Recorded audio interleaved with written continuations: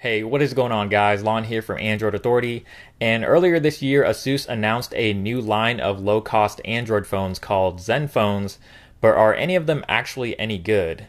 Let's take a look specifically at the Asus Zenfone 5.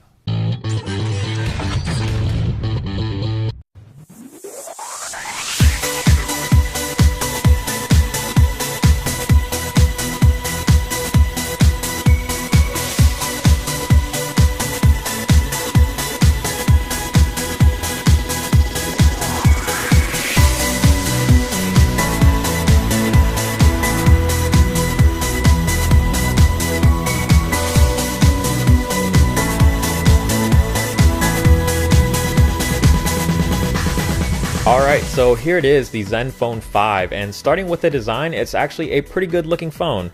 It kind of reminds me of the HTC One M7 from last year with its slightly rounded corners, flat sides, and curved back, except entirely made of plastic with the exception of the metal accent on the chin of the phone.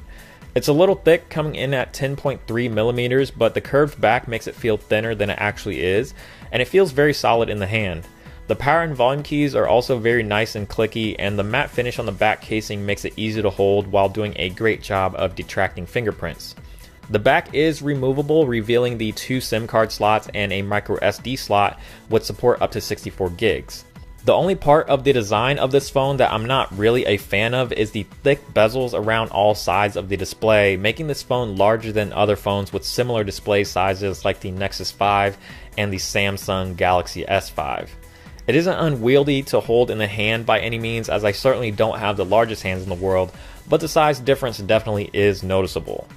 On the back towards the bottom of the phone, you're going to find a single speaker denoted by a series of milled holes in the back casing, but it's not really as big as it looks, and you can see this when taking the back off that the speaker sits only on the left side. So if I were to play a song,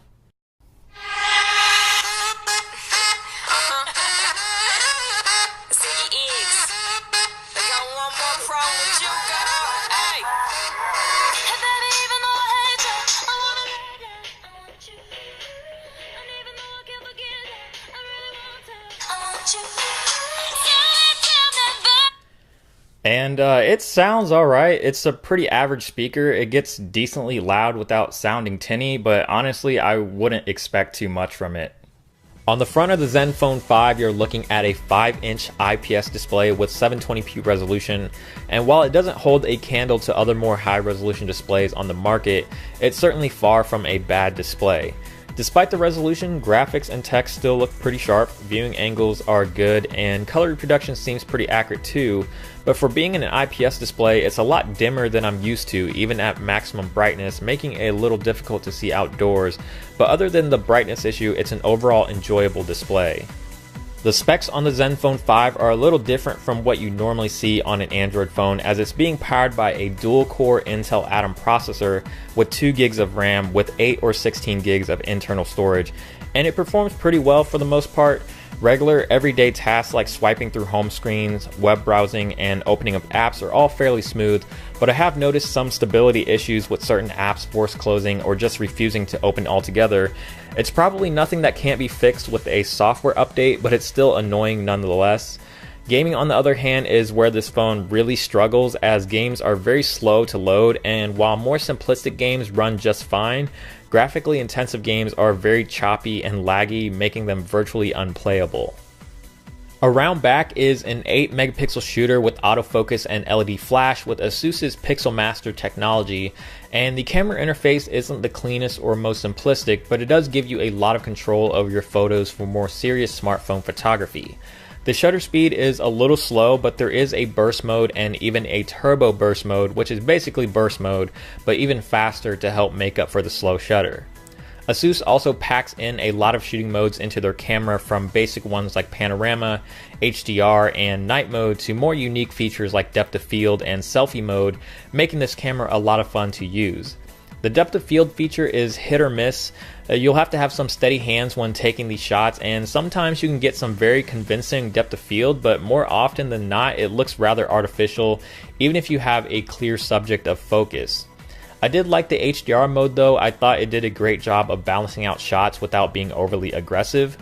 Most of the time you'll probably be shooting in automatic, and overall picture quality is decent at best. You can get some great looking shots provided the lighting conditions are right and color reproduction looks pretty accurate, but this camera lacks dynamic range, resulting in a loss of detail from overexposed lights and underexposed darks. The camera does have an aperture of f2.0, so it's great for low light shots, and if you need even better low light performance, there's a low light mode that actually works surprisingly well at pulling out detail even in almost complete darkness. On the inside, the Zenfone 5 is packing a 2110 mAh battery, and battery life leaves a lot to be desired. I can make it through a full day just fine if I closely monitor my usage, but it was really difficult to make it through the day if I used the camera a lot or I played games for even just 15 to 30 minutes. The best screen on time that I've managed to get so far is about 4 hours, but it typically ranges between 3 to 3.5 hours.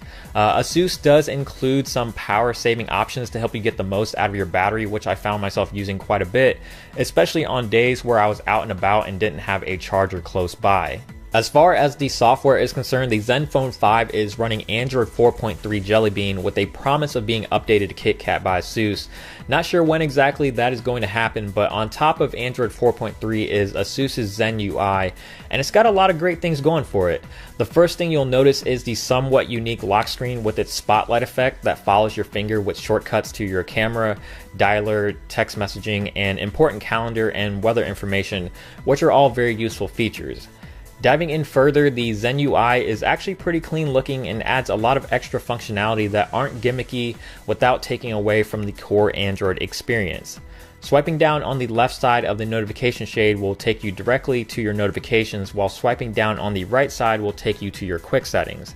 There's also a brightness slider built directly into the notification shade, and along with some of the more basic toggles like Wi-Fi, GPS, and airplane mode, there's a lot of really useful ones like the flashlight, calculator, and quick memo. But if it looks a little too cluttered or there's some toggles that you don't care to use, Asus does give you the option to edit and remove them if you want. Asus has also added in an easy mode with larger icons and text, creating for a more simplistic user experience, and a glove mode if you need that increased touchscreen sensitivity. The Zenfone 5 is available now for a supposed price of $150 off contract, but if you're in the United States, you'll be hard pressed to find this phone for less than $200, as Asus has not officially made this phone available in the US, which is kind of a bummer. Connectivity wise, there is no LTE, but it does support both AT&T and T-Mobile's 3G bands if you're inside the United States looking to get one for yourself. But there you have it for the Zenfone 5. For a budget smartphone, it's got a lot of good things going for it, like the solid build quality, a decent looking display, and a lot of very useful software features. It does fall short in some areas like the performance and battery life, which could potentially be improved with future software updates, but you can't expect to win them all, especially at this particular price point. But that is pretty much it for this video. Hopefully you guys enjoyed it, and if you did, give it a thumbs up down below, and also subscribe to the channel if you haven't already, which is also down below. And once you're done doing all of that, make sure to check out the website at androidauthority.com for more in-depth coverage. And as always, thank you so much for watching, and keep it locked on Android Authority, as we are your source for all things Android.